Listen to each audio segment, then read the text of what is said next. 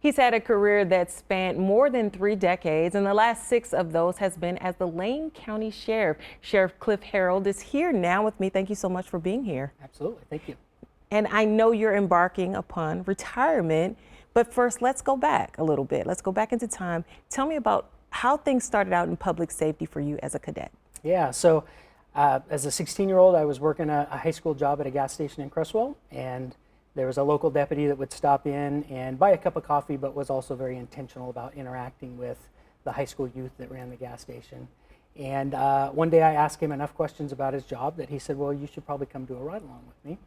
And so I did. I jumped in his car and rode with him for about 6 hours. And what I remember most is not that we did anything super exciting, but I remember trying to understand the radio traffic, and basically dispatch tells a mini story. There's this thing going on at this location, and then tells units to go help them figure it out.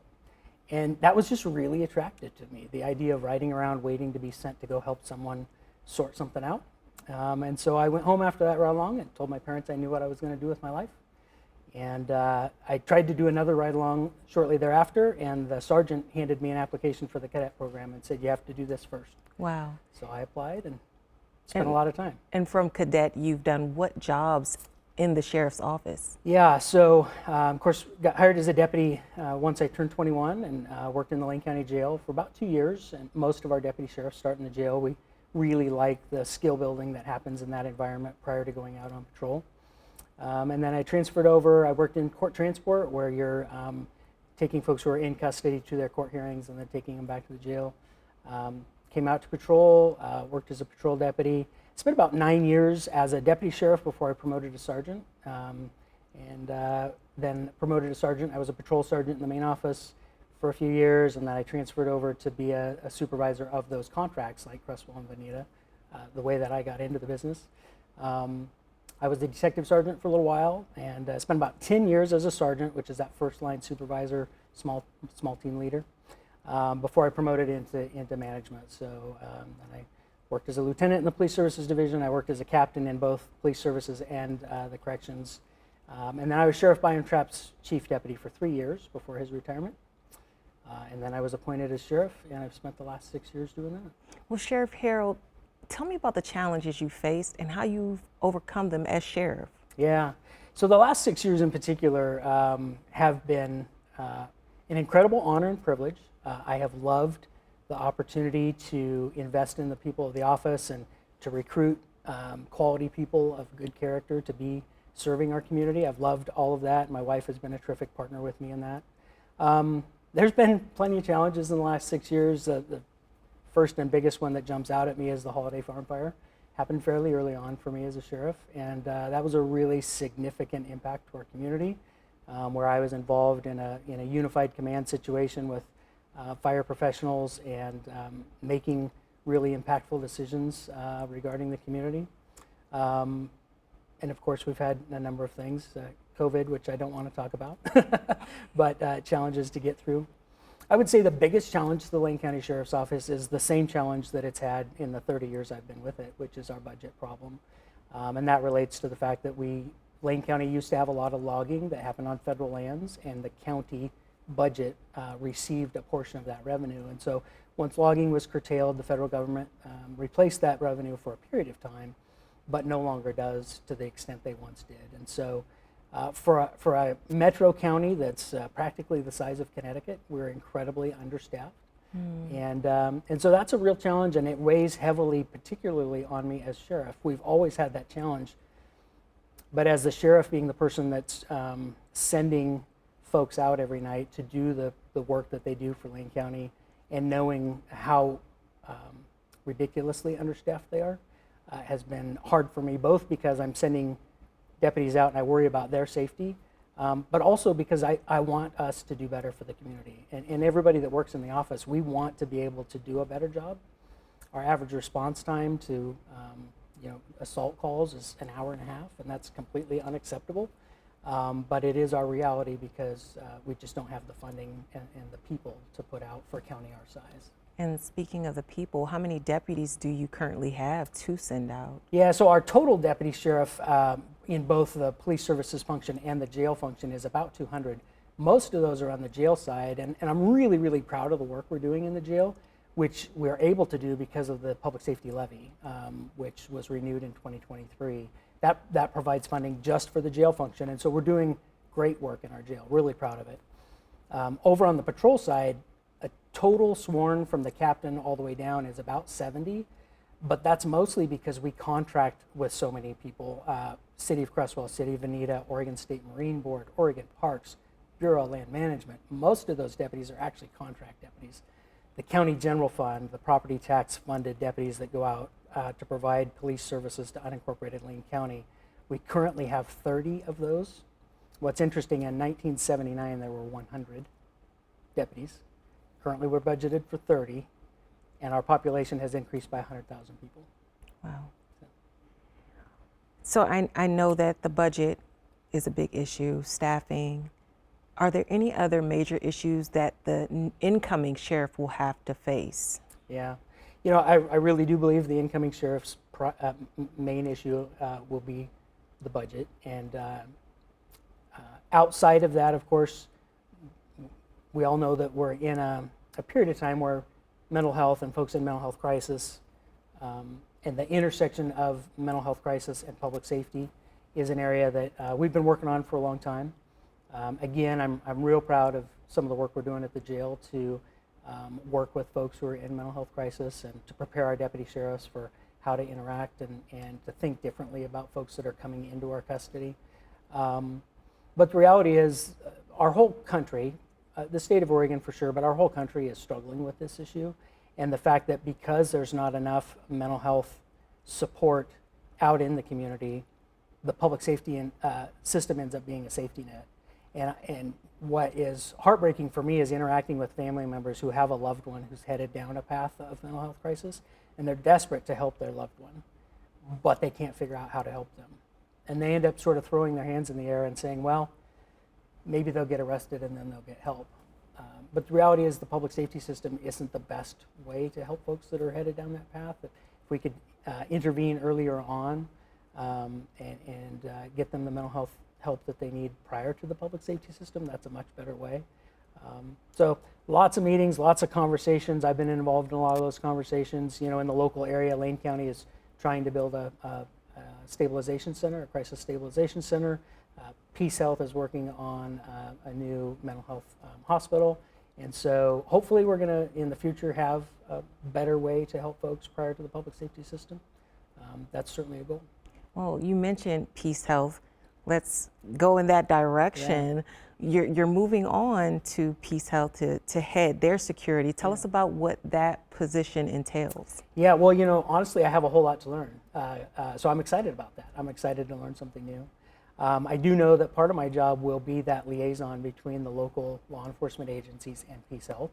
You know, for example, the Cottage Grove Hospital and the Cottage Grove Police Department and relationship building there. Same thing over in Florence. Riverbend obviously is a priority, and I know that my position will meet regularly with leadership from Springfield Police and Eugene Police and the Sheriff's Office and the State Police. So I'm excited about that because I'll get to stay connected with all my brothers and sisters for the last several years.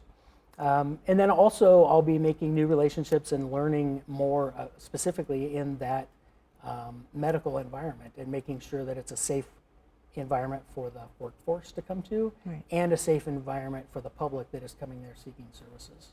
So what makes this role a better fit for you at this stage in your life? You know, I think it's just a gift to me to be able to have this role as a transition into eventual real retirement. You know, I have 30 years in public safety, a little over, and there's a saying in public safety, the military, sometimes your sponge gets full. And so I have felt that over the last 6 years. I look back to 2019 and today and sort of losing some of my energy, losing some of my resiliency related to my current role. I think the Peace Health role, I'm excited to learn something new. I also believe that it'll allow me the opportunity to be mentally present when I'm home with my wife, with my family, in a way that the sheriff position, oftentimes I'm distracted, and I may be physically home, but I've just received a text or some information about something that's going on 24/7 that has me mentally back focused on work or worrying about the people in the office. I love the people of the sheriff's office so much. I really do, every one of them, and think about them a lot, and I worry about them when they're out doing their work, and that's not going to go away. I'm going to continue to do that, but it'll feel differently as I transition into this other role. Tell me this, when the county is seeking a new candidate, what will that candidate need to be successful to improve upon staffing and work with these deficits? Yeah, well, I think what's most important is a real clear understanding of the Lane County Sheriff's Office. We are unique. When I had the opportunity to go to the FBI Academy in 2017, that's in Quantico, Virginia. It's 10 weeks. You're with 225 people from all over the country that are police leaders. Our situation is so unique. When I would describe what we do, going from east of Oak Ridge to south of Florence between calls, folks from other parts of the country just can't wrap their mind around that. They really think we're the wild, wild west over here. And so sometimes when folks come to our area from other locations, they've been involved in law enforcement somewhere else, it is such a shock because it's so different. Also, the Lane County Sheriff is responsible for Lane County Jail, and that is a very, very big responsibility. And so the next sheriff needs to understand, I mean, we're running a small city there, really. I mean, medical care and food and all the needs, plus the security needs and providing access to attorneys and all of those things.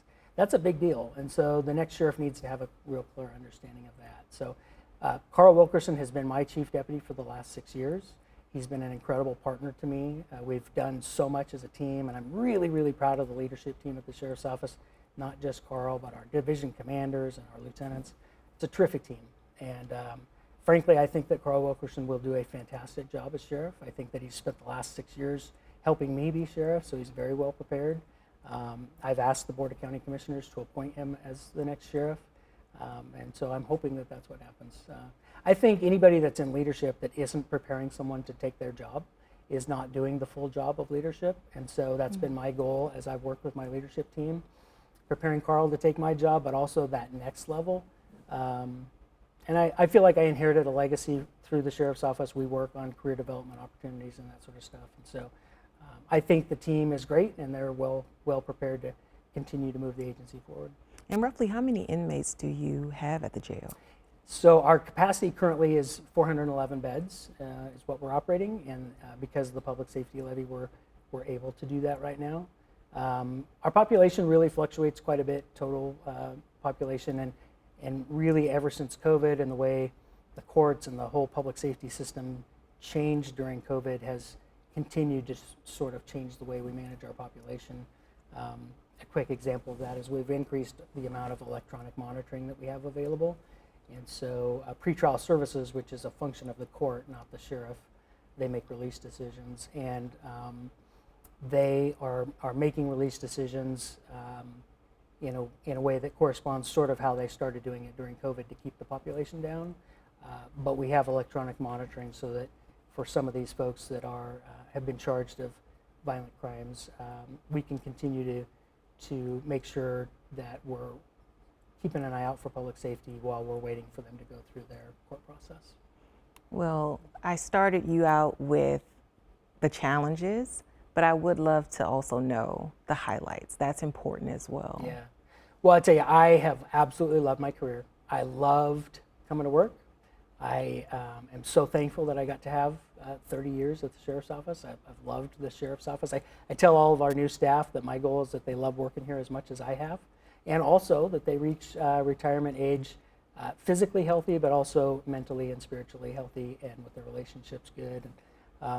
So my highlight is the people. I'm so proud of the people that do the work day in and day out of Lane County Sheriff's Office. I think they're super special and unique. They're internally driven to serve their community because we don't have enough external incitements to convince people to do that kind of work.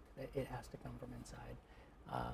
And I have just loved getting to watch and really serve them. You know, as a deputy sheriff, I was the one out serving the community, but once I promoted up, really I'm serving the people who are serving the community.